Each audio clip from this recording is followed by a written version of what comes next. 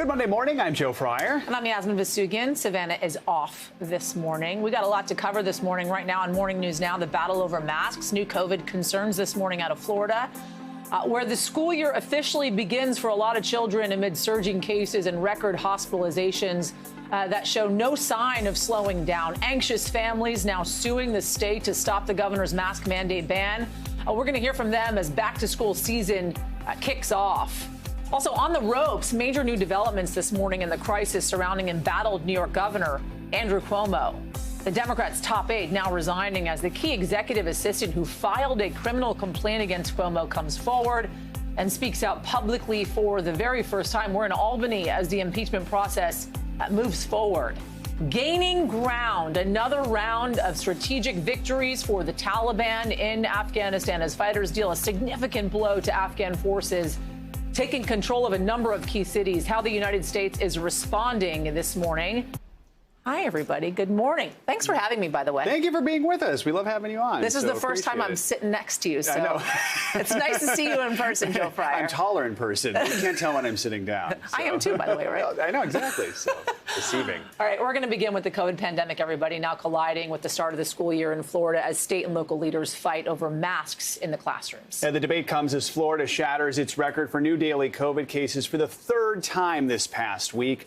NBC News reporter Vaughn Hilliard joins us now from Tallahassee. So, Vaughn, first of all, where do numbers stand right now there in Florida, and especially where you are right now in the state's capital? Yeah, good morning, Joe and Yasmin. What you have are essentially the rising number of cases and the record here in Florida of more than 23 daily cases here this weekend, along with the start of school. Teachers are reporting here beginning today, the students on Wednesday. And what do you got? You got these two things coming to a head. This pandemic, this surge among the unvaccinated. And when we say the unvaccinated, that includes kids under the age of 12 who don't have access to the vaccine here at this point. And that is colliding here with a record number of hospitalizations in the state as well, breaking the record for the last 6 days. There are now more than 13,000 individuals in Florida hospitalized with COVID here. This is a tough situation as parents try to get their kids back to school and at the same time keep them safe. So, Vaughn, Governor Ron DeSantis banned schools from putting mask mandates in place, saying if they do require masks, schools could actually lose state funding. Are there any school districts defying the governor? And how do families feel about the governor's decision? Yeah, this is the tough political aspect of this year that impacts the health. Essentially, you have a governor who is implementing a policy that goes against the very science and the very effectiveness that we know that masks serve. He has barred school districts across Florida from requiring their students to wear masks. Now, Palm Beach County and Duval County, which encompasses the greater Jacksonville area, those two school districts, they have found this workaround where they're requiring masks, but parents can opt their students out, but they have to come in and explicitly sign that their student is opted out of wearing masks. But that is where most other school districts here are having to wrestle with the concerns of parents and the concerns of students here. I want to let you listen to one grandmother we talked to, Wendy Hackle here this weekend here, who wants the school district to put up a fight. The governor signed an executive order barring school districts from implementing mask mandates. What do you want the school districts to now do? I want the school districts to stand up against the governor and make a stand based on the health and well-being of our children. That's really the only thing that's important. 0 children under 12 have been vaccinated. 0. I talked to 2 other parents who don't intend to send their kids to school here in Leon County if, in fact, the school district doesn't require their students to wear masks. Vaughn, I know you've been in Florida for a few days now, and you also spoke to a teacher there in Tallahassee. What did she say about how the mask debate is impacting the start of the school year? I mean, essentially, you're dealing with a very vulnerable and impressionable population here when the height of what teachers are supposed to be doing is educating and teaching. And the teachers I talked to said that this gets in the way, it's distracting, and also it makes it difficult to talk about serious subjects like a pandemic and the transmissibility of a very contagious virus. I want to let you listen to part of conversation. You'll hear from Shari. She's a first grade teacher here in Leon County. So I think that we just have to have conversations, rely on the science, and make decisions that are going to keep our children safe so that we can focus on learning, because that's really why we're all here. We have an opportunity to teach this amazing sense of civil responsibility to children. And if everybody's wearing a mask, I can take that off the table and I can focus on the teaching. And it's our job to make families feel as comfortable as we possibly can, and do what we can to keep, and just remind them that we're keeping their kids safe to the best of our ability. So that Joe and Yasmin, more kids are already getting sick, and now they're heading into the classroom. And of course, we hope that somehow they are able to get an education without experiencing outbreaks in their own schools. All right, Von Hilliard reporting from Tallahassee. Von, thank you. All right, the moment is finally here for thousands of people living at the northern border. Canada is now open to fully vaccinated Americans after 17 months of being closed. But visitors will see big changes at the border, including more COVID documentation and longer wait lines. NBC News correspondent Kenneth Gibson is joining us now from the Ambassador Bridge in Detroit with more. Ken, it's good to see you this morning. Talk to us first about what travelers from the U.S. need to know before crossing into Canada. And what are some of the consequences here for violating these rules? Yeah, Yasmin, good morning, and great to see you again as well. And here, listen, it's a good news. It's a big deal that finally vaccinated Americans will be able to cross over into Canada. But there are a few things that they need to know before they try to hit the road and try to hit the Ambassador Bridge or the many entry points or port of entries to Canada. First up, you have to be vaccinated for 14 days prior to your trip. You also have to have a negative COVID test result before 72 hours before you try to cross over. If you try to fake your COVID documentation or your vaccine documentation, you are facing thousands and thousands of dollars of fines. They're making you know that straight up. But the good news is, finally today, since after, I'd say about a year and a half, people will be able to cross the border, and a lot of people have already been starting to do so. We're here at a duty-free shop in Detroit, next to the Ambassador Bridge, and we've already met some people who have loved ones across Canada and said that they wanted to make sure that on day one they make that trip in order to see their loved ones. Tell you about the Ambassador Bridge right now. This crossing that you're seeing right there, that is the busiest border crossing in North America from a commercial standpoint. I want to bring in Randy Spader right now, who's the general manager of the Ambassador Bridge. And Randy, I do know that like border crossing, as far as from a commercial standpoint, hasn't really been impacted that much. What has been impacted, though? Commercial traffic hasn't been impacted. It really is commuter traffic that's been mainly impacted. At first, when the borders were closed, 90 to 95% of the commuter traffic was affected. Essential crossers have been able to cross. That number has slowly increased up to about 75%. We're still down 75% commuter traffic at this time. And these are people, a lot of people forget that they're, you can actually see Canada from here. Not to borrow a Sarah Palin line, but you literally can. And there are people who have homes over there. Like if you get on one of the dating apps, it's very likely your date is right there in Canada. And there are many people that we have met who have loved ones right across the water. So a lot of people are looking forward to being able to cross this border. What sort of economic impact would you say that it has had on businesses on both sides? Oh, it's huge. The economic impact, I mean, they're our neighbors. They're just like another suburb is really what it is. Even though it's another country, yeah. Detroit and Windsor is intertwined with relationship businesses crossing back and forth on a regular basis. All right, Randy Spader, General Manager of the Ambassador Bridge. The border opened at midnight. We've seen some traffic going over. It's been slow going, but a lot of people were hesitant to get out there right away. But now they know that it's actually not that bad of a process. Yasmin. Big day for the U.S.-Canadian border, and I guess dating as well, as Candace puts it. Thank you, Candace. Good to see you.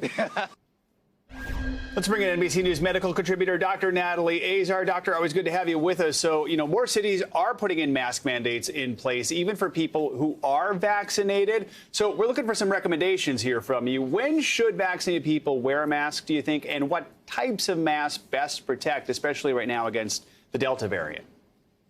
Good morning, Joe. Well, look, per the CDC's latest recommendation, if you are an individual who's living in an area that has either substantial or high transmission, and that means either 50 versus 100 new cases per 100,000 people tested, which actually makes up a real significant proportion of the country, as you may well know now. If you're a vaccinated person in an area like that, you should be masking up when you're indoors in a crowded place, such as grocery store or the gym or something like that, which is certainly a pivot from the recommendations from last May, where we experienced a little bit more liberation from that kind of guidance. In terms of what mask you wear, well, let me just say that not all masks are created equal. What we don't like to see are these single layer cloth masks, for example, a gator mask or something, which does very, very, very little to protect the wearer. It really just blocks those large droplets that can be expelled. But we know that the coronavirus is airborne and can be spread by these tiny little aerosols. The best mask to get is the N95 mask, which a year and a half ago, we were saying, please don't use because we need it for our medical professionals. We have plenty of supply of that now, as well as the KN95 mask, which is excellent. If you can't get your hands on one of those, and by the way, you really can at this point, at least a double layer cloth mask or a surgical mask, which provides a lot more protection for the wearer. Yeah, we just stocked up on those N95s just recently here. Yeah. So epidemiologist Larry Brilliant, who helped eradicate smallpox, says the world is nowhere near the end of the pandemic. He also called the Delta variant, quote, maybe the most contagious virus ever. Now, some experts have been saying throughout the pandemic this could become another flu-like virus we grapple with every year. Is that looking like the case? Absolutely. A year and a half ago, there were a lot of different predictions about what would happen and what the natural history of this, coronavirus would actually be. And I think we are going to see it fall into the category of its brother and sister viruses, other coronaviruses, which we know there are many of. And I think that is kind of where everyone needs to get their heads around, that this is not something that's going to go away, in 6 months or in 1 year. And I think, to Dr. Brilliant's point, which is really, really important, is that, only 15% of the world has been populated and inoculated, and greater than 100 countries have only inoculated about 5% of their population. So that really is something that's incredibly important to communicate to folks, because as more virus is able to be spread amongst people, we're going to see more mutations that will very, very likely, again, make us concerned about possible evasion of the vaccine's protectiveness and increased transmissibility again. And Dr. Azar, while we have you, I wanted to bring up these images from UC San Diego, which shared two sets of x-rays. One shows the lungs of a vaccinated COVID patient versus the lungs of an unvaccinated one. Quickly, can you just kind of explain to us, what does this show? Right. So essentially what we're seeing here is the one on my left shows a normal lung. The one on the right shows an individual who has COVID pneumonia. What you can see is that in the normal lung, the air spaces are black. And what we saw on the right image is someone who has been infected with COVID-19. Initially, of course, the portal of entry is the upper airway, and then it travels down into the lung and it causes pneumonia, and you kind of see that whiteout picture. And that is what we are, of course, hoping to avoid by vaccinating everybody. All right. And yeah, you're right. Those should have been flipped there. Thank you so much, Dr. Azar. As always, we appreciate your expertise. All right, breaking overnight, a top aide to embattled New York Governor Andrew Cuomo has resigned. In fact, Melissa DeRosa resigning as secretary to the governor less than a week after the state attorney general released a report alleging that Cuomo sexually harassed 11 women. The governor's political foundation is crumbling while he is on the brink of possible impeachment. Pressure could mount today after CBS News airs an interview with one of Governor Cuomo's accusers. She is known as Executive Assistant Number 1 in the report. Let's listen. Why did you file that criminal complaint with the sheriff's office? It was the right thing to do. The governor needs to be held accountable. And just so I'm clear again, being held accountable to you means seeing the governor charged with a crime. What he did to me was a crime. He broke the law. Cuomo's attorney says the allegations are untrue. The governor has not been charged with any crime and denies any wrongdoing. Let's bring in NBC News Now correspondent Dasha Burns, joining us now from the New York Capitol in Albany. Dasha, good to see you this morning. Some major breaking news overnight, to say the least. Tell us what we know about Melissa DeRosa and her relationship specifically with the governor.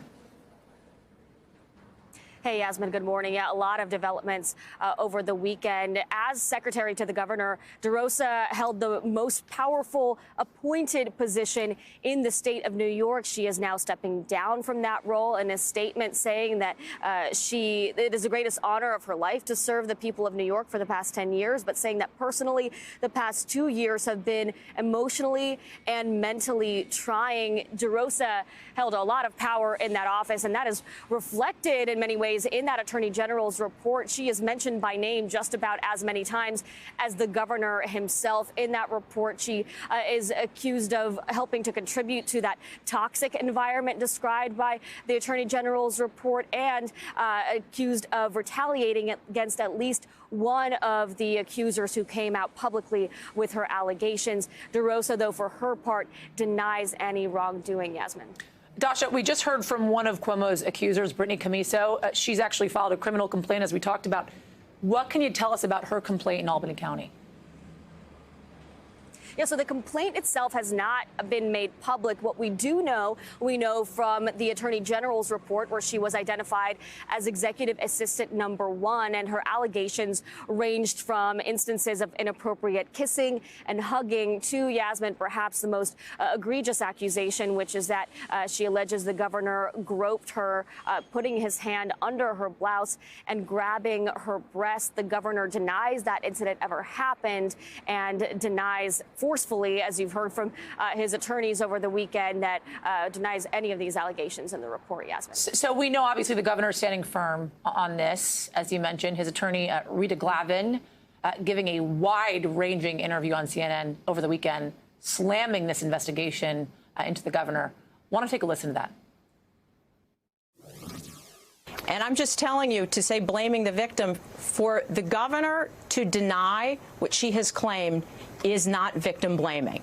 What I am doing is telling everybody that that report is shoddy, it is biased, it omits evidence, and it was an ambush. And they haven't shared all of their evidence.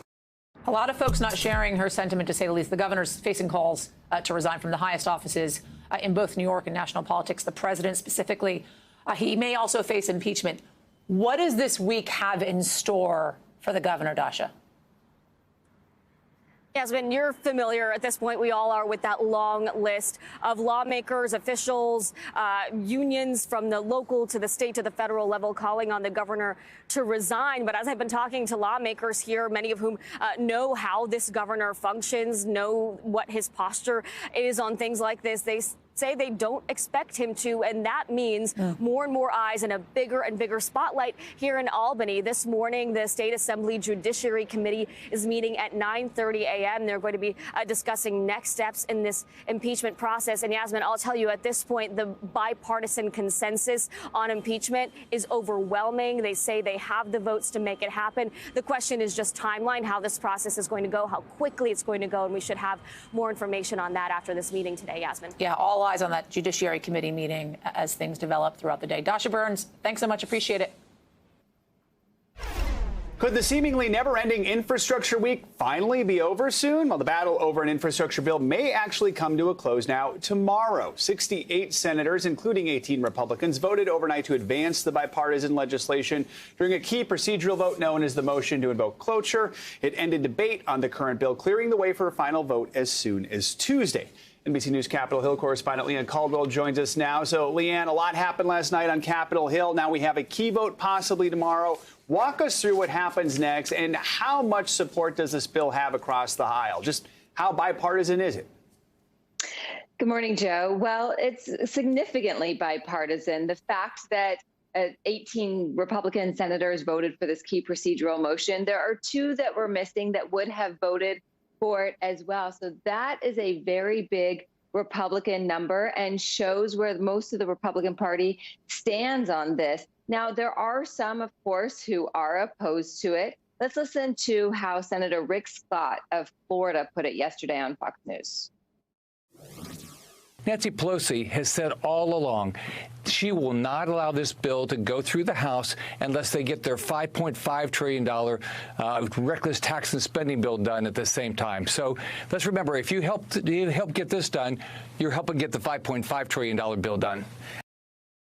So that is the message from some of the Republicans who are opposed to this legislation. But it's interesting because that's a different strategy than what Senate Minority Leader Mitch McConnell is taking, who is trying very hard to separate these two pieces of legislation. He said just last week, if you vote for the bipartisan infrastructure bill, that does not mean you are supporting the $3.5 trillion human infrastructure that does come next. So what happens, as you said, Joe, the Senate could vote as early as tomorrow morning on final passage, and then Senate Democrats are moving immediately to that partisan infrastructure bill. Leanne, on another topic, the Senate Judiciary Committee is interviewing ex-Justice Department officials about former President Trump's post-election pressure campaign. Here's Senate Judiciary Committee Chairman Dick Durbin yesterday.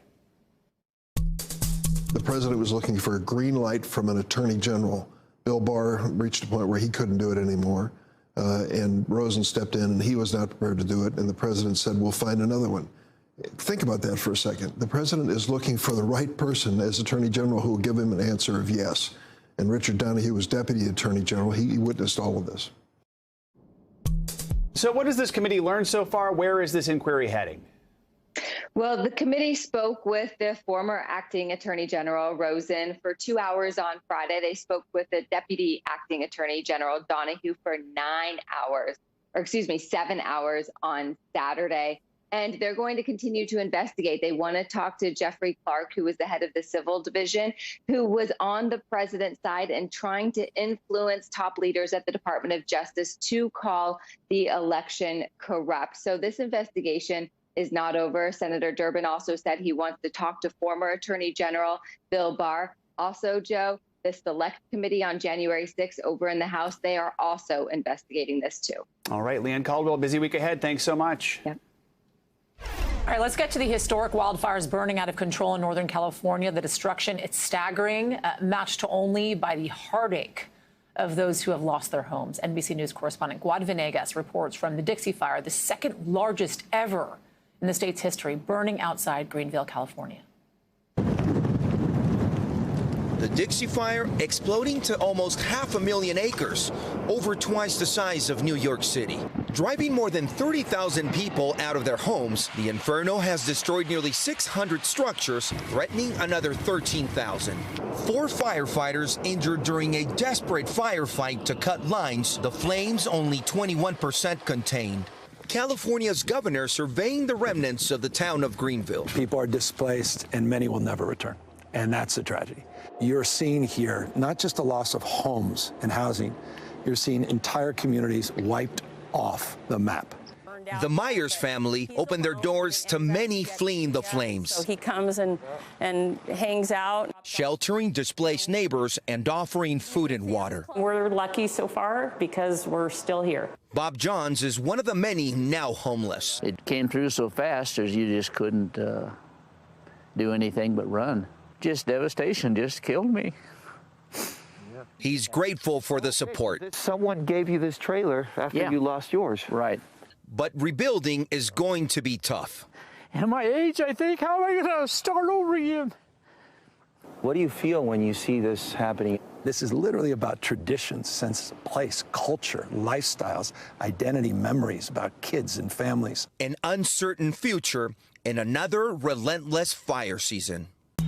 Now, as you can see, the smoke is lifting, which allows air support to return because of the improved visibility, but it also means a more active fire behavior. Joe, Yasmin? Guad Venegas reporting from Greenville, California. Thank you, Guad. Let's get a check on your morning news now weather. Good morning, Bill Cairns. Good to see you, my friend. Good morning. Yeah, it's an interesting Monday around the country. We know we got the fire, obviously. We're starting to get into the peak of the tropical season, so you know that's not going to stay quiet like it's been the last month. And then it just is relentlessly hot in many areas of the country. But let's start first with that Dixie Fire forecast. Overnight, it grew another like 16,000 acres. It is now the second biggest fire officially in California history, so that's pretty crazy. Temperatures today for the firefighting efforts, 90 degrees. The breeze isn't too bad. You have to remember, this fire is still only 15% contained. And the air quality, a lot of it because of that fire, was just brutal this weekend, all through the Rockies. Colorado, you see some of the pictures of people, taking pictures of what are normally like historic monuments, and you can barely even see them. So air quality is still very unhealthy there, from Albuquerque to Denver to Casper to Yellowstone, and a good section of Idaho, too. And that's the 35th consecutive day with poor air quality in a row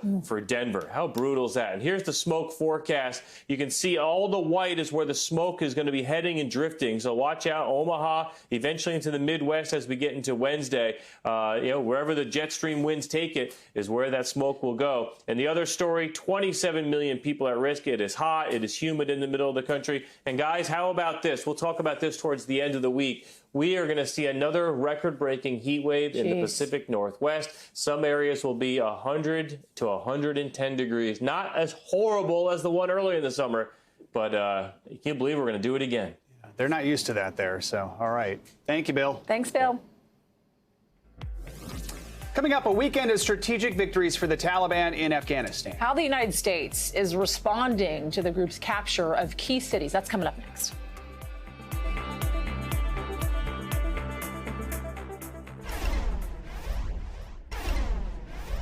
Welcome back, everybody. I want to go to the deadly conflict in Afghanistan, where the Taliban is continuing to make rapid gains. Since Friday, the militant group has seized 5 provincial capitals north of the country, with 3 of those coming in quick succession yesterday, among them the strategic city of Kunduz. NBC News foreign correspondent Kelly Kobiea is joining us now from Kabul. Kelly, good to see you this morning. Talk to us about what's going on the ground there and how it is the Taliban were able to carry out the lightning offensive yesterday.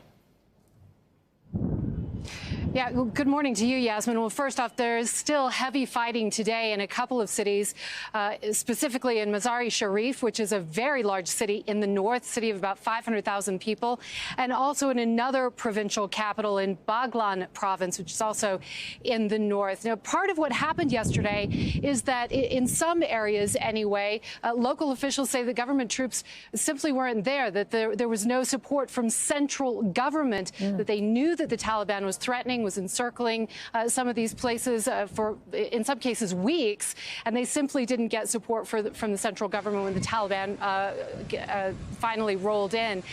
In the case of Kunduz, we understand from the Afghan government that the airport is still in government hands, but that the center of the city very much is in control of the Taliban at this point, with government forces going in at night and trying to disrupt that. But a huge blow, really, to the Afghan government over the weekend. Talk about the significance of that, the loss of Kunduz to the Afghan government. And are Afghan forces at all hopeful of recapturing some of these cities? Well, they will tell you, the Afghan government will tell you that, yes, of course, they are going to contest these cities, that they will be able to recapture them. But the reality on the ground is that the Taliban has been very disruptive. Again, government forces are not in a lot of these places. And Kunduz, as you mentioned, Yasmin, is a strategic city. It's in the far north. It's close to a border which is under Taliban control and has been under Taliban control for a long time. And what's more, it has really strong highway links to other cities in the north and straight to the south in Kabul. It's about 200 miles from Kabul. And with those supply lines, with those strategic links, first of all, if you gain control of those, of course, it's hard to get reinforcements back up into the north to contest some of these cities. And it makes it obviously much easier for the Taliban to move south if they have the numbers and take over more of these regional capitals. And that seems to be the direction they're headed right now. So obviously this is in the midst of U.S. withdrawal from Afghanistan, the threat of the Taliban advancing in this country on the Afghan government. What is the reaction from the United States?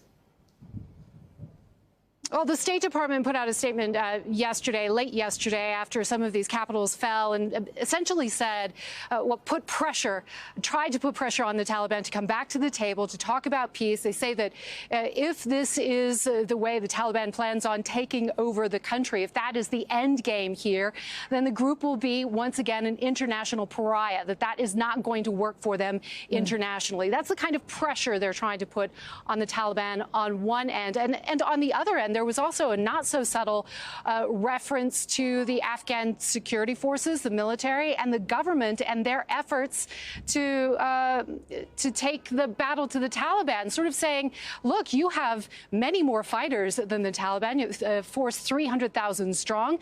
What you need is good military and political leadership, boosting morale, and coming up with a strategy to take on the militant group. But that's sort of glossing over the fact that, the Afghan military is used to working with the support of the United States and NATO forces. That's not there, and that is having an impact. It's clear. Yasmin? Yeah, and they were trained specifically by U.S. elite forces as well. Kelly Kobiella, thanks so much. Appreciate it.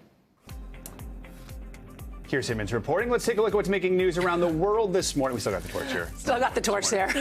It's extinguished, Joe. Claudio Lavanga joining us now from Rome. Good morning, Claudio. Good morning, Yasmin. Well, according to a new report published by the United Nations, some effects of the climate change may be irreversible and locked in. That means that even if, in the very unlikely, if not impossible scenario, that greenhouse gas emissions, finally I managed to say it, will be reduced to zero overnight. Again, very impossible if you may think about that. Well, that still sea level will continue to rise, and that effect will be irreversible. And temperatures will take about 20 to 30 years to stabilize. Well, now in other news, in France, if anyone, starting from today, including Americans traveling there, of course, want to go and visit a cafe, a restaurant, or even take a long-distance train, they will have to show a so-called health pass that proves that you've either been vaccinated or that you took a negative test recently. And that measure was introduced today by the French government, even though, despite the many protests that took place all over France, with millions of French joining them in the streets all across the country in protest against the so-called health pass. And in China, the local authorities are going the extra mile to help a herd of elephants to return finally back home to a natural reserve they left about a year ago when they started roaming about 300 miles throughout China before they started to decide to go back home.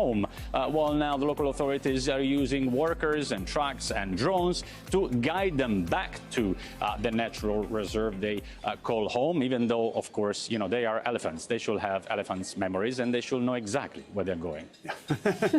Good point. It's good to see that hopefully they can finally get them where their home is. Where their home is, where they belong. All right. Thank you, Claudio. Thank you, Claudio. Exactly.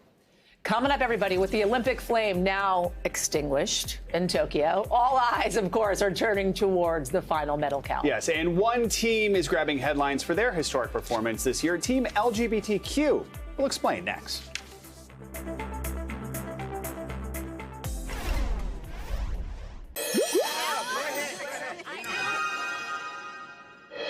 A record number of LGBTQ athletes competed and earned medals at this year's Olympics. The sports site Outsports reports that at least 182 out Olympians from 30 countries took part and won 32 team and individual medals. Now, here's an incredible statistic about how important the contribution was. If the athletes had competed as their own country, they would have come in 11th in the games, right behind France and ahead of Canada. That would also be an incredibly fabulous country, Yasmin. What an incredible statistic and such a cool accomplishment. So many great headlines coming out of this Olympics, despite the fact that there was such an uphill battle to even get these Olympics off the ground in the first place. Absolutely. Thank you, Joe. No problem. So this week across all of NBC News, we are given a deep focus to the issue of justice for all. This morning, we are starting with NBC News senior national correspondent Kate Snow, who looks at the growing number of conviction integrity units across this country and the work prosecutors' offices are doing to right wrongful convictions. In Detroit, Wayne County prosecutor Kim Worthy has built a reputation sending criminals to prison. So it might sound surprising that 3 years ago, she started a conviction integrity unit. Letters started pouring in before we even had a staff. To examine claims of innocence and look for those who were wrongfully imprisoned. This project takes on your own prosecutions. It takes on your own work. It does. These are sometimes exhaustive investigations that take months and sometimes years to make sure that we've turned over every corner, to make sure that we've done full and fair investigations. Even if it might make your team look bad or the police here look bad. It's not about us. It's about justice. The units had more than 1,700 requests, but only has the resources to focus on about 50 investigations at a time. It's one of more than 80 conviction integrity units across the country, part of a growing movement led by progressive prosecutors. Yet most haven't exonerated anyone. Wayne County's efforts stand out. How many people has your unit been able to give relief to? 29. 29. That includes exonerees and people we've given new trials to because their trial was just so flawed that they did not get a good shake at justice. Someone was killed right over there? Yep, someone was killed right over there. Most of those they've helped are black men. My maximum was life without parole. My minimum was life without parole. What did that feel like? It's a crushing blow for something you didn't do. Kevin Harrington was a 20-year-old college student when a body was found in Inkster, Michigan, near Detroit. Where were you that day? Out of the state of Michigan. Not in the state. When he was arrested, he thought he'd be released right away. Like they'll realize that they have the wrong realize guy. like they got the wrong guy. And that day didn't happen till 17 years, 6 months, 2 days, and 35 minutes later when I was released. The Conviction Integrity Unit found the main eyewitness in Harrington's case was coerced. Detectives had told her she could lose her children if she didn't cooperate. The top investigator engaged in all sorts of misconduct in that case. The detective? Yes. Last summer, Harrington walked out of prison and began rebuilding his life. What was it like when you got out?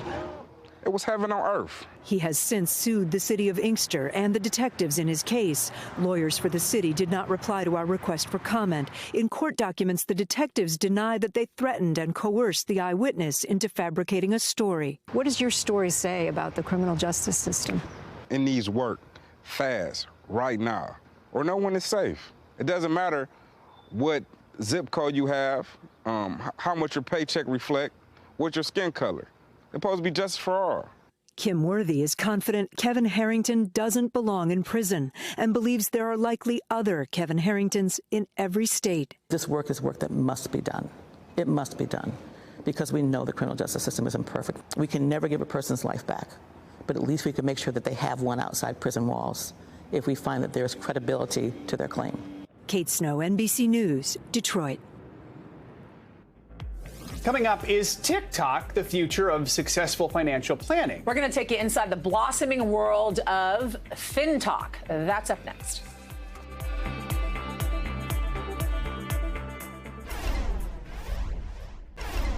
TikTok may be the home of dance challenges, singing, and pranks, but a new craze is heating up the social media site: financial advice. NBC News Now correspondent Priscilla Thompson has more on the trend that is being dubbed FinTalk. Only 24% of millennials can identify as financially literate. On social media, it's become cool to know personal finance. It's become cool to know and understand how the stock market works. In this past year, we went from 0 TikTok followers to over 1.6 million, a testament that people want and need this information, and they need it from a voice that allows money to be this welcoming topic as opposed to intimidating or judgmental. Most people think viral dances when they hear TikTok. What they don't think is financial advice or financial education. But a big part of the app's growth in the last year has been in its financial space, appropriately dubbed FinTalk. The best part of FinTalk content is there are personal finance terms being thrown out that I think people immediately go and look up. There's a lot of power in these short, accessible videos and meeting somebody where they're at. One of the surprising parts of FinTalk's content is the number of younger users who are interacting with it. According to Magnify Money, a lending tree company, 46% of 18 to 40-year-olds use social media to get investment information after the GameStop saga earlier this year. Of that percentage, 1 in 4 get their information from TikTok. People want to know how to get started, how to invest, how to get out of debt, and how to manage that debt, and along with that, a little bit of savings too. Having witnessed the financial impact the pandemic has had on their parents, family, and friends, experts say young adults are motivated to learn how to be financially independent. It really does improve the lives of consumers, because if you ever want to retire, you're going to want to start investing as early as you can. If you ever want to buy a house, you're going to want to start using a credit card responsibly and building your credit as young as you can. The more we can get this kind of information in front of people and the more relatable we can make our content, the more approachable this all seems. Some of FinTalk's leading hashtags serve as jumping off points for newcomers. Hashtag personal finance has gotten more than 4.5 billion views, and videos with the hashtag stock talk have been viewed more than 1.5 billion times. Finance professionals and coaches are excited about the vast number of young people looking for this financial education, but they recommend using caution and doing your research on any given topic. Go to YouTube, go to NerdWallet, and reinforce this learning with extra pieces of information. Users should beware of videos about investing in notoriously volatile cryptocurrency and of those that promise to turn hundreds of dollars into tens of thousands overnight. The biggest downside is this get-rich-quick mentality and this instant gratification culture. If it seems too good to be true, it probably is too good to be true. People who really know money and investing know it's a very long-term game. When watching videos, make sure to check a creator's credentials and know the difference between certified financial professionals, financial coaches, and other creators. Being a CFP, Certified Financial Planner, is definitely the big differentiator. CFPs go through a rigorous process to show the public that, they went through this level of education, this number of years in the industry, they sat for a board exam. So a lot goes into getting your CFP. So being a financial coach, as far as I know, anyone can do it. That's the power of a financial education, right? Is becoming free and stable and being able to have these opportunities that you didn't before. Some great information there. All right, it is time for our CNBC Money Minute, the biggest financial headlines of the day and why they matter to you. CNBC's Bertha Coombs is with us. Hey there, Bertha. Good morning. Hey, good morning, guys. Amazon had started to pare back some of its pandemic measures, but now workers in the U.S. are going to be required to wear masks again starting today. That in response to the spread of the Delta COVID variant. Amazon had previously only required unvaccinated employees to wear a mask, but in a memo on Friday, the company says it hopes that the new measures will last just a few weeks. Amazon employs about 1 million people nationwide. Tesla, meantime, is telling its workers at its battery factory in Nevada that they'll have to wear masks indoors as well, regardless of vaccination status, starting today. The Wall Street Journal reports workers at the facility near Reno had previously been required to wear a mask only if they weren't vaccinated, but they could avoid that if they had gotten the jab. Nevada has said it may impose a mask mandate this week in the county where Tesla's factory is located if COVID transmission rates do not improve. Tesla, meantime, has confirmed that it is pushing back production release of its electric pickup, the Cybertruck, to next year. Electrek reports that it now says on Tesla's website that you'll get to customize your truck when production nears, quote, in 2022. Earlier this year, Elon Musk had said that there would only be a few deliveries of the Cybertruck this year. Now, that doesn't appear to happen. The new delay could pose a competitive challenge and maybe an edge for the likes of GM. Its Hummer EV is set to beat the Cybertruck to market, and Ford's F-150 Lightning is still on track for next spring. Those are some really actually nice looking trucks compared to the Cybertruck. I was going to say, I hope they're better looking than that one. That was the reaction off camera as you were showing some of those photos. That's the truck. Martha. Thank you so much. Appreciate it. Coming up, everybody, inside the pandemic-fueled rise in binge drinking. The long-term and potentially life-threatening health effects that this lockdown habit could lead to. Next.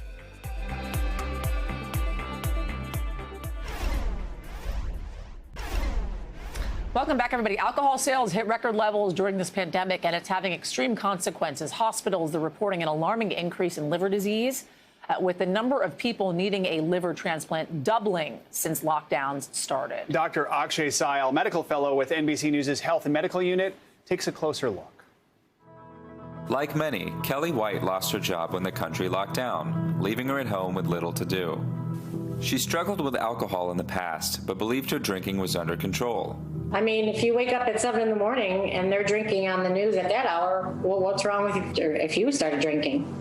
The problem is they may have just had a sip, where I was actually drinking glass upon glass upon glass until I passed out.